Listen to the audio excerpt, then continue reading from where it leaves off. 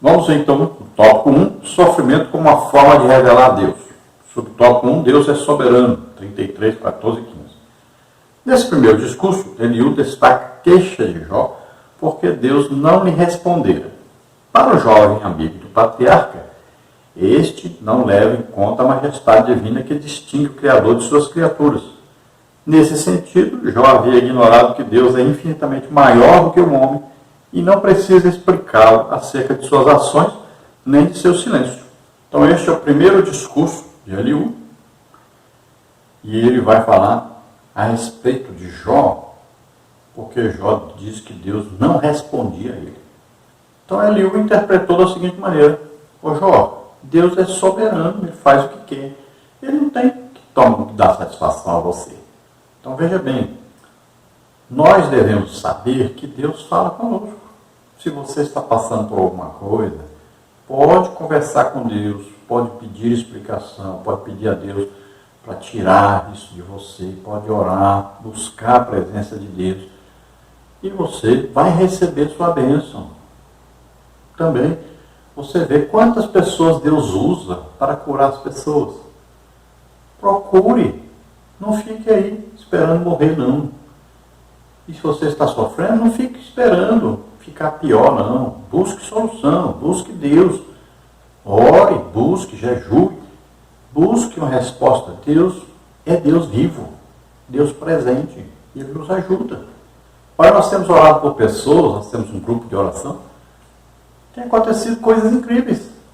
Olha, semana passada, por exemplo, nós tivemos resultado de uma oração, nós estávamos orando por uma família, a mulher crente, os filhos, o marido desviado nas drogas e saindo fora de casa, fazendo tudo que não prestava.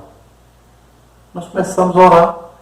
Semana passada ele foi à igreja, aceitou Jesus, e hoje está crente, não bebe mais, não mexe com droga mais. Olha só, milagre. A pessoa fala, isso é impossível. Não aceite sofrimento. Busque Deus, tem a solução. Quantas pessoas nós temos orado, a pessoa estava lá entubado, lá no UTI, quase morrendo. O médico disse, não tem jeito. Despachou. Tanto foi daí 2, 3 dias. A pessoa está boazinha, está no hospital, está em casa. Não existe nada impossível para Deus. Não desista de orar e de buscar em Deus. Não fique sofrendo aí sozinho. Busque a ajuda de Deus. Ore, busque por pessoas que Deus usa. Não desista. Não existe coisa difícil para Deus, impossível para Deus. Não existe isso. Deus só quer o nosso bem. Então, para Eliú, Jó estava passando por aquilo porque ele não admitia que Deus era soberano e comandava todas as coisas. Então, para ele, Jó estava em pecado e não admitia que estava em pecado. Subtópico 2. O orgulho do homem priva-o de ouvir Deus. Todavia, mesmo sendo um ser transcendente, Deus não deixa de se revelar ao homem quando julga necessário. Por isso, Eliú não aceita o argumento de Jó sobre o silêncio de Deus, pois ele fala ao homem de várias maneiras, incluindo sonhos e visões. Jó 33, 14 e 15. De acordo com Eliú, o problema não é o silêncio do Altíssimo, mas o orgulho humano que não lhe permite escutar. O jovem acredita que mesmo o patriarca, se considerando moralmente puro, padece o pecado de orgulho. Jó 33, 17. Na visão de Eliú, a revelação de Deus tem o propósito de livrar o homem da soberba que o conduziria à morte. Jó 33, 17 e 18. Então Eliú acertou aí dizendo que Deus, além de transcendente, é um Deus imanente, é um Deus presente. Então Deus tem essas características que nós temos que saber e aprender e acreditar nisso. Além de Deus ser o soberano, sobre tudo, governa sobre tudo, ele não tem o dever de dar contas para nós de qualquer coisa, explicar a nós, mas Deus gosta que nós cheguemos a Ele, conversemos, que nós estejamos sempre orando, conversando com Deus, perguntando para Deus as coisas. Ele gosta disso. Então a oração deve ser feita assim, de um filho falando com o pai, com intimidade. Não precisa você inventar palavras difíceis. Fale normalmente.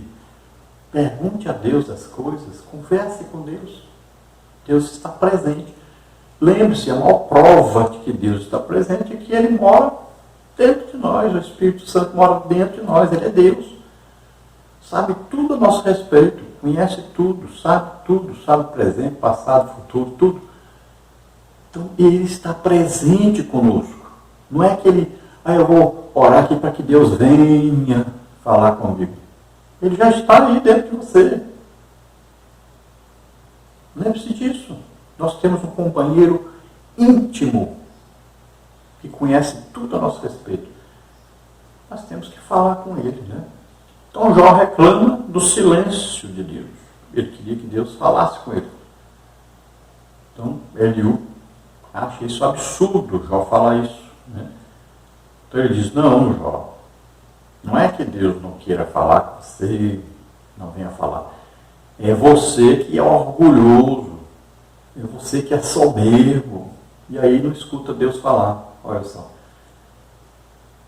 Então o pensamento dos amigos de Jó sobre Jó é uma coisa terrível. Quem tem uns amigos desses, né, não precisa de inimigo. Só pensavam mal a respeito de Jó. E Jó se defendendo e dizendo que não estava em pecado, que estava passando por tudo aquilo inocentemente. Mas eles não acreditavam, estavam sempre acusando Jó. Nós não fazemos isso. Toda vez que a pessoa está passando por sofrimento, uma angústia, uma tribulação, nós não ficamos acusando a pessoa. Ela está passando por isso porque pode ter certeza que fez isso. Começa a olhar os defeitos da pessoa, começa a inventar um jeito de falar, não, tá vendo? Está passando isso porque fez isso, porque falou isso. Então, sempre nós estamos com essa teologia aí. Né? Então, cuidado. Não pense assim. Sofrimento não foi dado por Deus. Então nós passamos por sofrimento porque nós mesmos nos conduzimos a este sofrimento. Nós plantamos e temos que colher. Mas não atribua a Deus o que você está colhendo. Subtópico 3, o mistério da redenção. Além de sonhos e visões, Eliú também destaca que Deus usa a enfermidade como um dos canais de comunicação entre Deus e o homem. Jó 33, 19 a 22. Por causa dela, ele pode enviar um anjo para anunciar a Jó o seu dever. Jó 33, 23. Dizer o que ele deve fazer e também interceder em favor da saúde do patriarca. Dessa forma, esse mensageiro anuncia o que é justo e bom, a fim de recuperar o estado de justiça que Jó desfrutava antes da enfermidade. As funções que são atribuídas a esse mensageiro mediador fazem com que os intérpretes bíblicos vejam nesse ser celeste uma referência ao anjo do Senhor, uma teofania do Senhor Jesus Cristo. Gênesis 16, 9, 22, 11, Êxodo 3, 2, Juízes 6, 11. Não há dúvidas de que esse mediador é a mesma testemunha celestial que Jó pedia que defendesse a sua causa. Jó 16, 19. E o Redentor que o justificasse depois de sua morte. Jó 19, 25. Nesse sentido, conforme podemos atestar no livro, o ministério desse mensageiro é um ato decorrente inteiramente da graça de Deus em favor de Jó para mediar sua causa e resgatá-lo. 33, 24. Então Jó fala das revelações de Deus, né? Que Deus se revela através de sonhos, através de mensageiros, através de visões. E nós sabemos, né, que Deus também fala pessoalmente conosco. Você pode estar orando e de repente você ouvir Deus falar com você. Deus pessoalmente fala mesmo. Tá? E pode falar também através de uma pregação de uma pessoa. Pode mandar uma pessoa até a gente falar com a gente alguma coisa. Então pode dar sonho, pode dar revelação. Então Deus fala conosco de diversas maneiras. Além, claro, da palavra de Deus.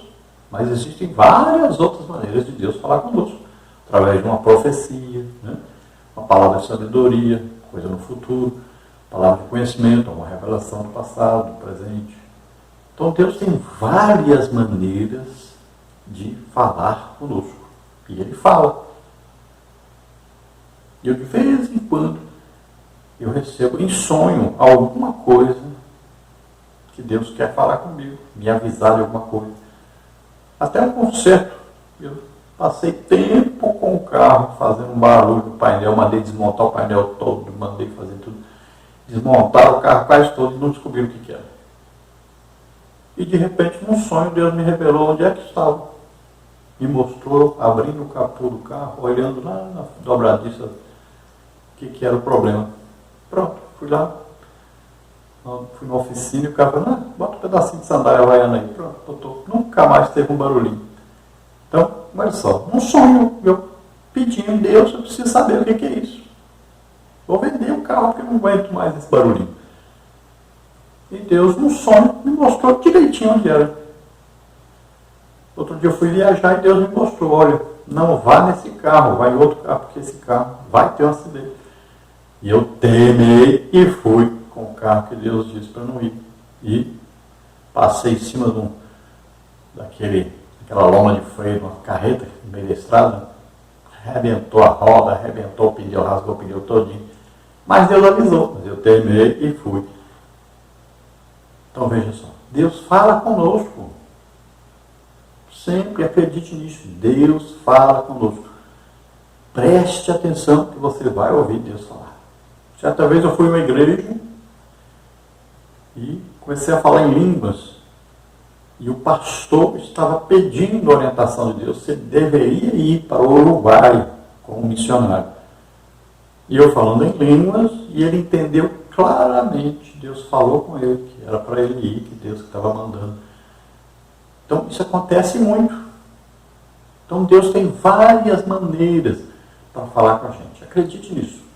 Agora, Eliú diz para Jó que Deus também usa enfermidade, doença para falar com o homem. Isso não é verdade. Deus não vai mandar doença nem enfermidade nenhuma para ninguém para poder falar ou ensinar uma coisa para a pessoa. Não. A pessoa é que se adoeceu, ficou aí doente ou enfermo, e aí ele se volta para Deus, ele fica querendo ouvir Deus, ele quer orar, falar com Deus, quer ser curado. E aí Deus vai se aproveitar dessa oportunidade, né, para se revelar a este homem. Então, não atribua a Deus. Aqui o Eliú está dizendo que Deus que manda. Isso não é verdade. Aí Eliú vai falar que Deus manda um anjo, né, para falar com a pessoa e vai curar essa pessoa. Então veja só. Eles não tinham noção, né, sobre Jesus. Mas pode ser que ele esteja se referindo exatamente a uma esperança que havia também em Jó, que acreditava, né, que por fim se levantaria, né, o seu Redentor, o seu Salvador. Então acreditavam que Deus enviaria alguém para curá-lo, para restaurá-lo, né? E mesmo que não enviasse, depois da morte ele acreditava na sua justificação. Então aqui Eliú também tem essa crença, né? Mas só que ele pensa que é um anjo, como um anjo lá, um dos anjos viria, né? Curaria o Jó, falaria com o Jó, ensinaria o Jó. Essa era a crença dele. Então Deus não vai mandar anjo nenhum para pregar para nós. A pregação é concedida aos homens, para pregar aos homens. E a cura, o que Jesus usa? Jesus usa pessoas para curar os outros. Então não vai descer um anjo do céu que vai curar você. E quando nós vemos aí, o anjo do Senhor, com letra maiúscula e tudo, né? Na Bíblia destaca, aí uma referência a Jesus Cristo. Uma aparição, né? Uma teofania aí, é uma manifestação de Deus como um homem.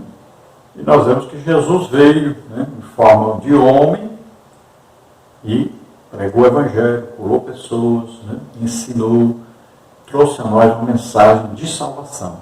Tópico 2, nós temos o sofrimento como um meio de revelar a justiça e a soberania de Deus. Quando defende a justiça de Deus, Eliú faz coro com seus amigos na acusação contra Jó. Em sua perspectiva, os argumentos de Jó não passavam de insolência. Como pode o Todo-Poderoso agir com injustiça, conforme Jó deixou entender? Deus jamais age injustamente.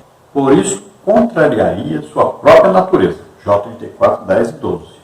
Para não haver dúvida, Eliú passa a descrever o caráter justo de Deus. Ele age com justiça quando retribui ao homem o que ele merece. Jó 34:11. Deus não precisa prestar conta de seus atos a ninguém, visto que não recebeu autoridade de nenhum outro ser criado. Jó 34:13. Como provedor da vida humana, ele tem todo o poder de manter ou não a humanidade. Jó 34:14-15. O Todo-Poderoso não faz acepção de pessoas, quer sejam reis, nobres ou pobres.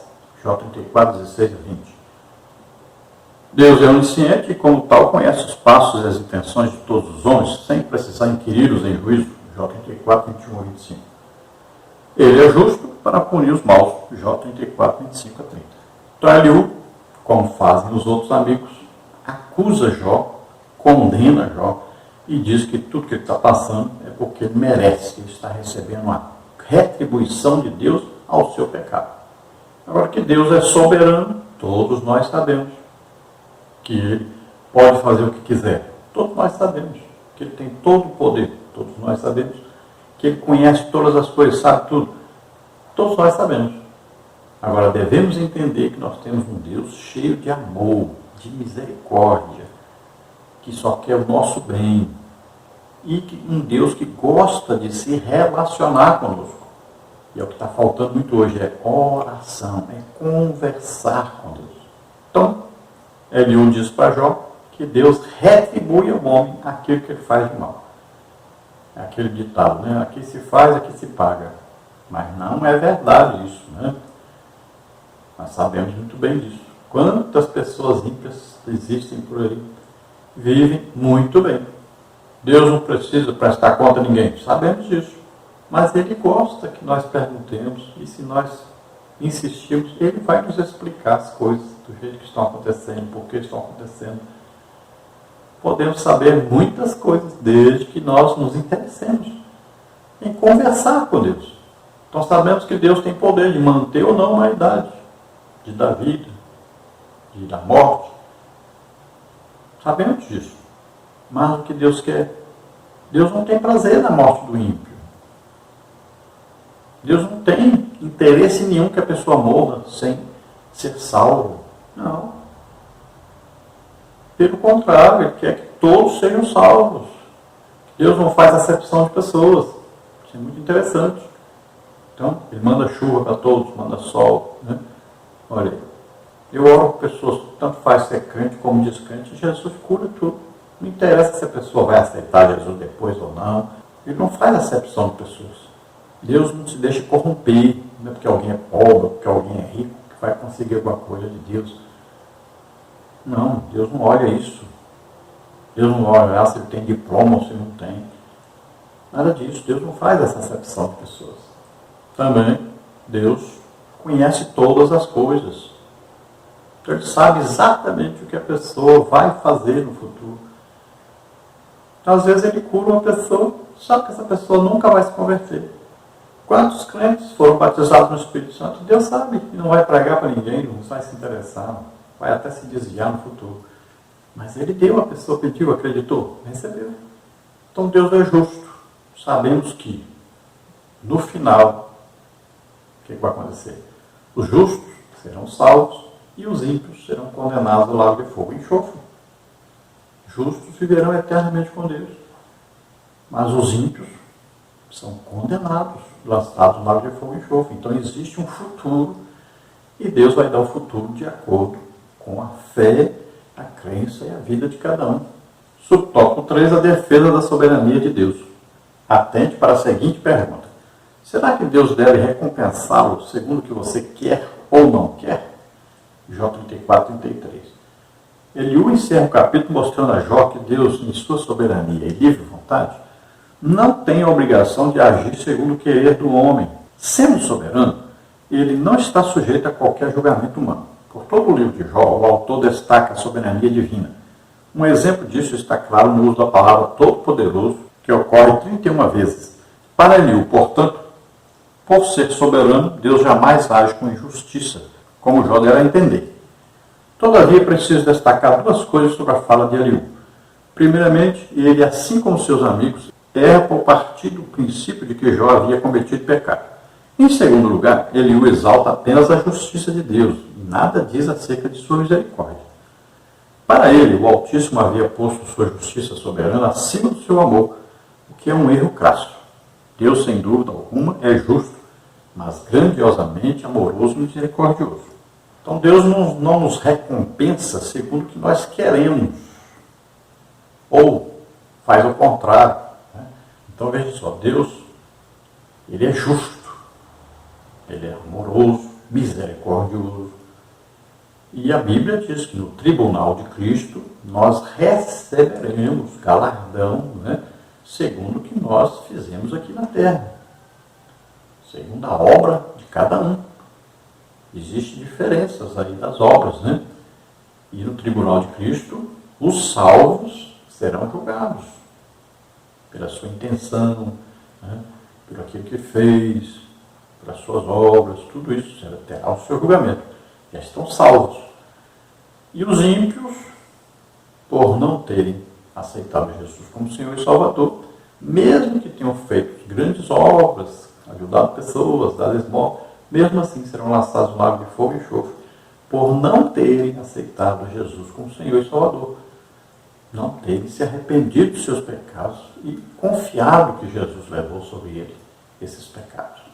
Então Deus tem obrigação nenhuma em respeitar o querer do homem, né? E de subjugar alguma coisa do homem. Né? Ninguém pode aí determinar o que Deus vai fazer, mandar em Deus, nada disso. Nós somos submissos. E a vontade de Deus é soberana. Então Ele faz aquilo que lhe aprouver fazer. Né? Então Deus é justo, misericordioso e amoroso. E Ele vai sempre agir a nosso favor, querendo o nosso bem. Então Eliú, vendo o discurso de Jó, ele acha que Jó está querendo subjugar Deus, querendo que Deus faça o que Ele quer. Então era um julgamento falso a respeito de Jó, na verdade. Então para Eliú, Deus estava assim, agindo com justiça a respeito de Jó, porque Jó estava em pecado. Ele acreditava que Jó estava em pecado. Ele não entendeu a graça de Deus, mesmo que Jó estivesse em pecado. Deus viria com seu amor, sua misericórdia, com sua graça, para ajudá-lo, para restaurá-lo, para salvá-lo.